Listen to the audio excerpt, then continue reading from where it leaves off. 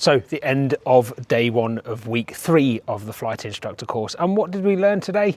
We learned that the fog in North Lincolnshire takes an awful long time to clear. So it took well into the afternoon today before the cloud started to lift and got to a point where we could actually do some flying. But I have to be grateful, I did manage to get into the air, got a good 50 minutes into the circuit.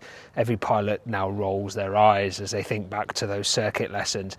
It's amazingly interesting how difficult it is to fly a decent circuit whilst talking your student through a decent circuit and trying to show them how accurately and sensibly that circuit should be flown.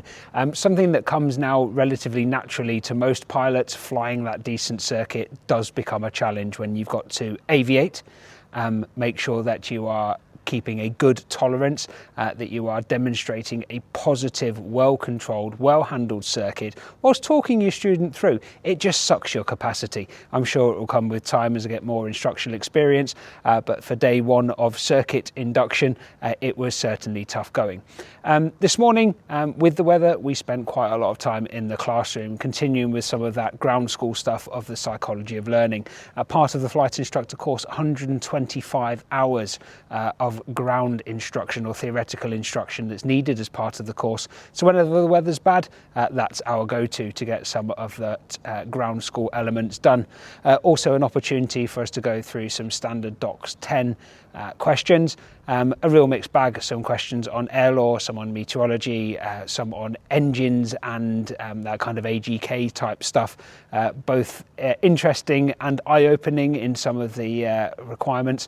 What made it really better, and one of the advantages that I found in doing the course here at Sandtoft, is that there is engineering on site. There are a huge array of planes. So one of the things we were having a look at today was what mass balances look like on control surfaces. And actually it's brilliant to be able to just walk out to the aircraft that are dotted around and unobtrusively just have a look at the different aviation engineering designs. You know, how does a Cessna 150 deal with the mass balance on an aileron compared to how a PA-28 does compared to a multi-engine aircraft like this one. Also an opportunity to go in and have a look at some of the engines in the engineering workshop, look at the Continentals, look at the push rod designs on there.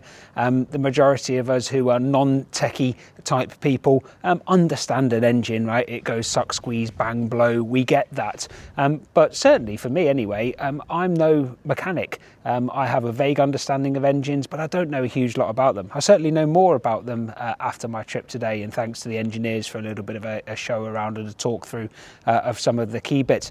It was also nice to see a private owner having their aircraft in for an annual. They were kind enough to let us have a look around at some of the elements that you don't generally see unless you have an aircraft that's in an annual yourself.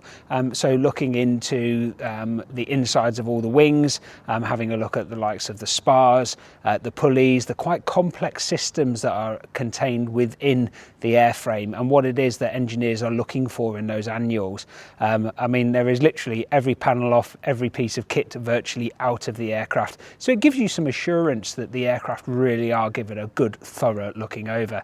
Anyway, it's a relatively still night again this evening. I'm hoping that the ultra low level cloud doesn't come back in again tonight, although I think it might.